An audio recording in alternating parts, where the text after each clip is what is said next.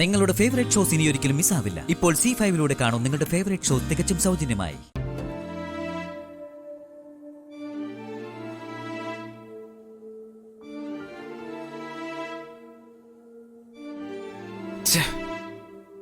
അത് ജാക്കിയാണെന്നുള്ളത് ഉറപ്പാ.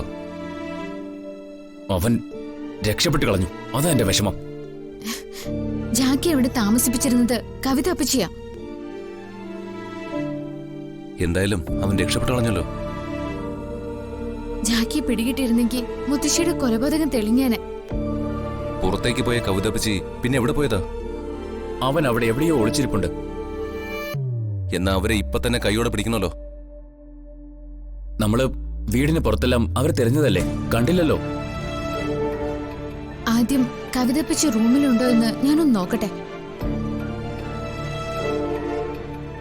ശരിയാ, വന്നേ നമുക്ക് നോക്കാം.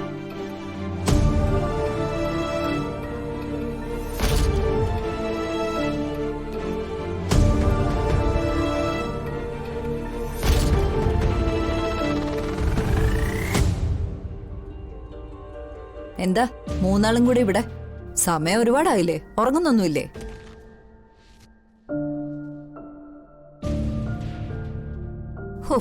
ഞാനൊരു ഉറക്കം കഴിഞ്ഞൊന്ന് ഉണർന്നതാ.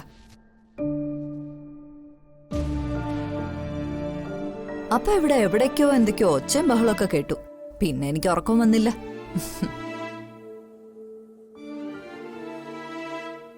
അങ്ങനെ ഉറക്കം വരാതെ കിടന്നപ്പോഴാ ഇവിടെ നിന്നുള്ള സംസാരമൊക്കെ കേട്ടത്. അതാ ഞാൻ എന്താന്ന് നോക്കാമെന്നേ. സമയം ഇപ്പൊ ഇത്ര ആയില്ലേ? മൂന്നാക്കം പോയി കിടന്ന് ഉറങ്ങിക്കൂടെ? വെറുതെ ഇങ്ങനെ സംസാരിച്ചു നിന്ന് ഉറങ്ങിക്കിടക്കുന്നവരെ കൂടെ ഉണർത്തണം. കവിതേച്ചി എവിടെ ഞാൻ കണ്ടല്ലോ. എവിടെ? നീ എന്തൊക്കെയാ പറയുന്നേ? അപ്പച്ചി കുറച്ചു മുൻപ് വീടിന് പുറത്തു പോയിരുന്നില്ലേ?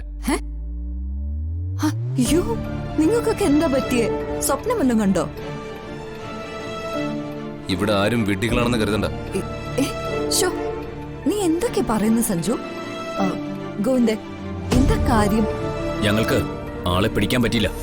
അല്ലെങ്കിൽ ഇപ്പോ ഇങ്ങനൊന്നും സംസാരിക്കേണ്ടി വരില്ലായിരുന്നു.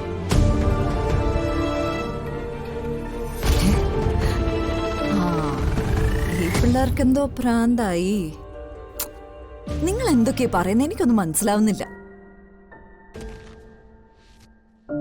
ഈ കണക്കിനാണെങ്കിൽ താമസിയാതെ എല്ലാം മനസ്സിലാവും. ഞങ്ങൾ തന്നെ എല്ലാം മനസ്സിലാക്കി തന്നിരിക്കും. ഓ,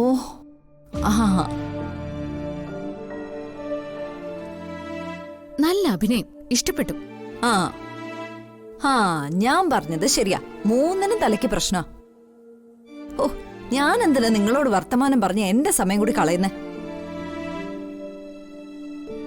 ഓ, സമയം ഇത്രേ. സുഖമായിട്ട് ഞാൻ പോയി കിടന്ന് ഉറങ്ങുന്ന നല്ലത്.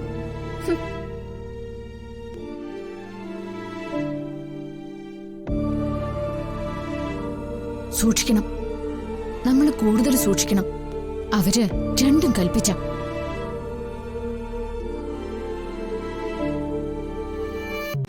ഡൗൺലോഡ് ചെയ്യൂ C5 ആപ്പ്. കാണൂ എല്ലാ എപ്പിസോഡുകളും സൗജന്യമായി.